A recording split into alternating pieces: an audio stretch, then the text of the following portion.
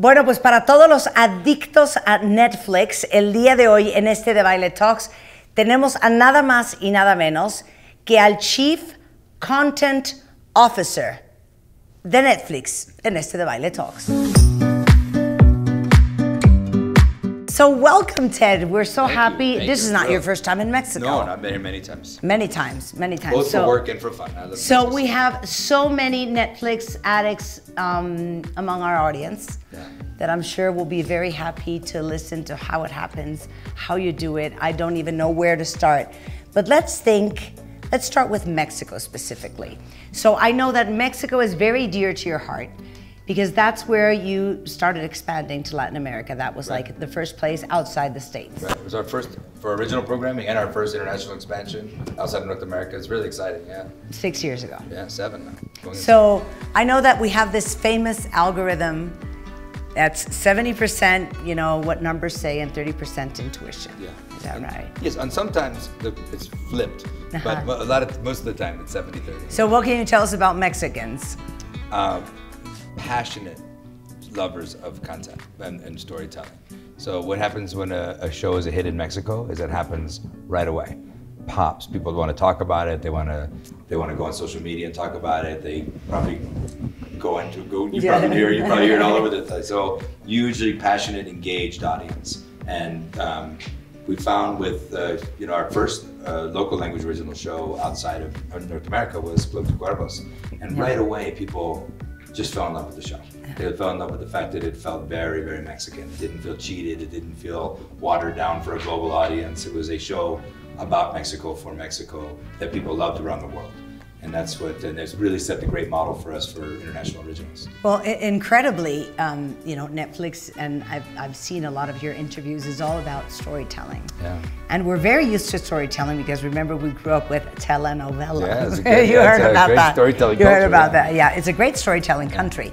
But is there like a specific type of content that you know will work specifically, setting aside Latin America for Mexico? Almost, it's funny, any conventional wisdom around this works and this doesn't turn out to be true. Because at the end of the day, it's really great. The great storytelling trumps everything else. So things that historically have not played in one place or another, like American comedies don't play in France. Well, that's not true at all. It's just somebody made that decision a long time ago and they stopped doing it, And I found that things like, it's not that, for us, I think we had the great opportunity with a show like Casa, Flores to tell a story kind of in a novella structure, but in a more contemporary way and a little more edge to it and those kind of things. So people love the familiarity of the format, but also love to be challenged with the different material. Of course. Would you say that there is like a formula for deciding what type of content is on Netflix? I don't think so, because people's tastes are so diverse. You're kind of looking for everything and not only every taste, but every mood. That's why we have to have so many shows. People always say, how much, Netflix has too much. Well, it's not all for you. What we're trying to do is make sure that at least it's for everyone in your house. So depending on what your taste is, what your mood is, you'll find something great to watch. Netflix has not only come to revolutionize the way we pick our content on TV, not only here, but around the world.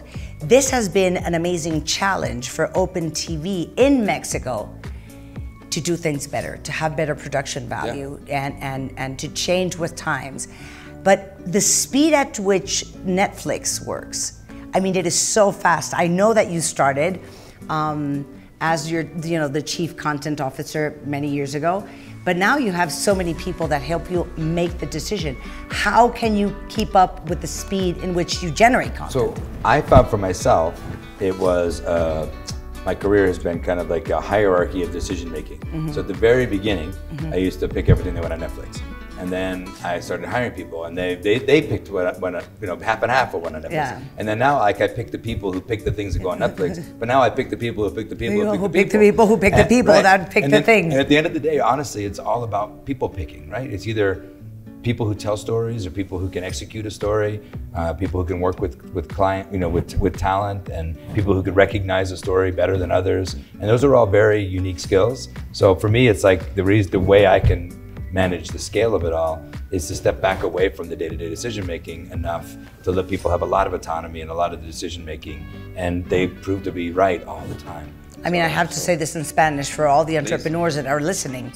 Como uno no puede ser el cuello de botella, like you end up being the weakest link in a company if you want to take all the decisions that... You can't bottleneck decision making. Exactly. But the cost of bottlenecking is much worse than the cost of being wrong every once in a while. So you have to be comfortable that people are going to do things that you wouldn't have. And then when they're right and you're wrong, you have to celebrate that.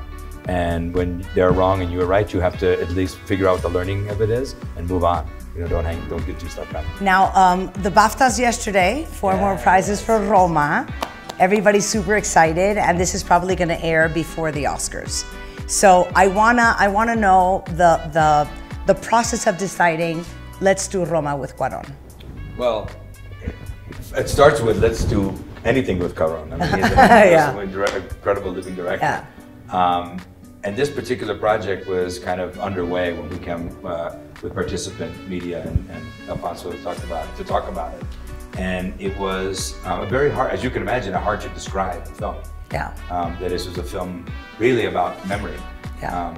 And very personal. Very personal film. And about a time and a place that has not been captured in film much outside of Mexico.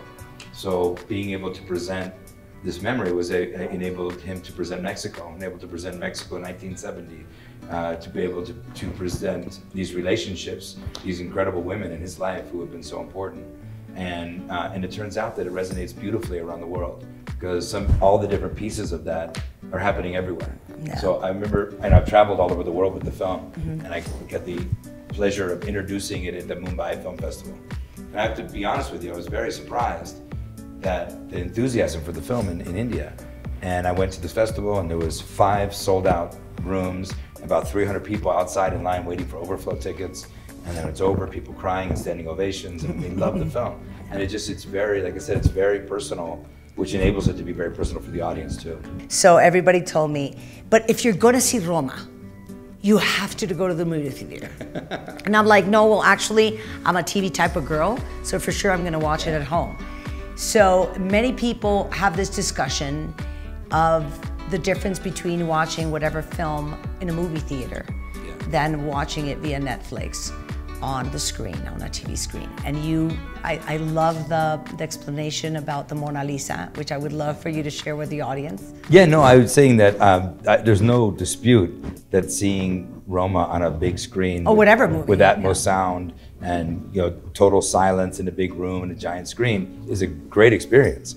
But like I said, I think the perfect way to see the Mona Lisa is to go to France, go to the Louvre, and see it perfectly lit. It's even where you stand is programmed for you to get the most incredible experience. Just look at this painting. But thank God I could also just Google it and look at it on my phone. And it's a way I can get to art. And I'd much rather celebrate the idea that we have access to art than be very precious about where you get to see it, or what cities you live in and all those things. So it's mischaracterized that we are somehow against seeing movies in theaters. I love the fact that people are seeing movies in theaters. I love they're seeing Roma in theaters all over the world. It's been in theaters now 12 weeks since it's been on Netflix.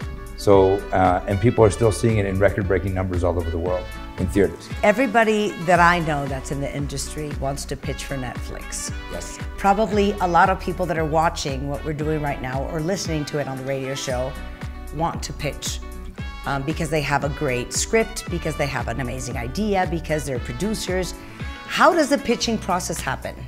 The pitching part is pretty traditional, meaning we have a lot of executives all over the world who are involved in the production communities. You get to know the production communities, get to know the agents in the markets, and finding projects and storytellers the pretty traditional ways. And that's kind of the way it has to help to make it scale. We do some things like pitch days, and we're in markets where there'll be open pitch sessions where people come in and pitch projects, and it's kind of needle in a haystack kind of looking for projects. But in general, I'd say it's a fairly traditional process. So anybody that's watching, that's specifically in Mexico or Latin America, how would they get to pitch for Netflix? Well, I mean, it's like I said, our executives that are in market, get to know them through festivals, through markets, and through the agents. Pretty similar to how you would expect they would get seen. And that process has brought us to very well-known direct talent in Mexico, like Alfonso, and also pretty new voices where, we met when we, for Club de Cuervos, Gaz was kind of an indie filmmaker who had never worked in television before. Yeah. So we were thrilled to kind of be able to do that. So what's coming from that? And over time, we'll have an office in Mexico. We need an office in Mexico. And by the way, that was one of my great experiences here, was meeting Veronica Castro. Veronica Castro, she's amazing. She is amazing. Yeah. She's an icon in this country. Yeah. What else is coming? Well, everybody wanted to know if Luis Miguel La Serie is going to have a second season or not. I like the mystery of that. I like the... So you're not going to tell us if we're going to see more of Luis Miguel or not? You have to push play and wait for the next track. Okay. Where does Netflix draw the line? Because I've seen from, stand-up comedy, I've seen series, we've seen movies. Documentaries. But where does Netflix say that we're not interested right now? Mostly we're pretty wide open to things that people want to watch. So like if you're coming up, we're not doing like user-generated programming. We think YouTube and Daily Motion and channels like that are perfect for those kind of things. Mostly it's professional, scripted and unscripted programming. So that's a pretty big umbrella. Women in film, women in television. Yeah. I know that you didn't go into the, let's say, to the 4% challenge, but you are very inclusive. Yeah, and I fully agree with the spirit of what they're doing. Yeah, exactly. My thing is that we are moving much faster than that, and my goal is that we're constantly improving. We had about a dozen films last year that were directed by women, major films, including our two biggest films. That Suzanne Beard directed, Bird Box, Susan Johnson. I just watched Bird Box 2 weeks ago. Si no la han visto, tienen que ver Bird Box con Sandra Bullock. Está impresionante. And movies like Private Life, Tamara Jenkins, which is her first movie in 10 years, but she's a remarkable writer-director who's one of our most acclaimed movies of the year, besides Roma, with Private Life. So. You have an amazing story that I think is so important for you to share, specifically for this audience, because we have a large audience of women, and in Mexico and Latin America and in other countries in the world, there's no equal pay. We still are suffering from the 33% less, I think, compared to men. And you have a great story of this woman you hired. Yeah. And her salary, and I would really love for you to share that, because I think that was an amazing, amazing move. Well, first, I mean, it's one of these things when you're trying to hire talent, right? It's almost like when negotiating executive talent or creative talent. You're trying to figure out, it's a market. There's not a suggested retail price, and you're just trying to figure what does it take to get you to say yes, So in this case, I was interviewing among 4 candidates, 3 men and 1 woman, who are all, I would say, equally qualified on paper with in terms of experience. And I probably would have hired any one of the 4, so I had to make a decision between the 4. Just for her privacy, I don't want to talk to you about. But so I hired the woman, and I realized that after a few months on the job, and she was incredible and continues to be a rock star, that her salary was significantly lower than the other 3 men who were in candidates for that job. And I had the realization that if this didn't work out, I would go back out into the market and hire one of those 3 men at a much higher price than I was just paying her. And that didn't seem right to me. So I called her back into the office and said what I just told you, which is like, this is what I would be paying you, so I'm going to pay you that now. And just raise her salary to match what the rest of the pool. And because of what she was making was really a function of what she had made in the past. So I had no control over that. I had no input on how that happened. Of course. But it was, and neither did she, So that's one way to level set. Can I work for you? That's an amazing and story. And the other part of that makes this kind of work, what makes pay parity work well, is at Netflix, all of our directors and vice presidents all know what each other make. So there can't be any secret deals or anything, that doesn't, get the, is not seen at the light of day. So and it really makes a big difference in terms of people being able to look everyone in the eye and saying they're being paid. O sea, déjenme decir esto en español. ¿Se pueden imaginar trabajar en una empresa en donde ustedes sepan exactamente lo que ganan los otros que están en su par? No, bueno, yo creo que se armarían unos zafarranchos infernales. I'm asking them the same question if they imagine working for a company where they know exactly what their peers are making. And it's it's hard for people. That's the very hard. Especially like in the Hollywood culture, that's an unheard of thing. In Silicon Valley, it's more common, that level of transparency. So And I think it's been very good for our culture. Okay, binge watching. I mean, you have us sleep deprived. Do you understand that, Ted? Yes. Like, I went to bed last night, I think like at 3 in the morning, because I was watching The Punisher. Yes. Is that the word? Is that the Punisher, right? Punisher, yeah. The Punisher. After my husband watching until he ran out of the season, The Protector as well. So original from Turkey. We're very addicted to Netflix. You know that. Do you have stats on that? I prefer to think of you as fully satisfied, not addicted. It's addictive. It's addictive. It's addictive. You know, it's just one of those things for me. It's like the freedom of being able to say, I'm going to stay up all night tonight, or tomorrow I'm just going to watch for 15 minutes, and maybe I won't watch again tomorrow at all. I mean, I think that's the great thing, and I think when you have that kind of freedom to do it. Are you aware of how maybe indirectly you are putting like a firecracker in people's butts, making them, you know what, up their game? And I've seen it in, throughout the history of television, where when there were three in the I grew up in the United States, obviously, but there were 3 networks when I was growing up, and you had NBC, CBS, ABC. You had 3 hours of prime time, so basically you had 9 hours of television, to choose from. Yeah. We put that out 9 hours of new television a couple times a day on Netflix. And now I'm thinking, in the 6 months of the year, everything was in reruns, and it's not that television wasn't great in that time period; it just wasn't that competitive. So, and I think about the way that you look at television today, which is, cable came in and said, how am I going to differentiate cable from broadcast? And we're going to raise the production value. And the HBO started making this incredible television that barely, people couldn't keep up with it. It was so amazing.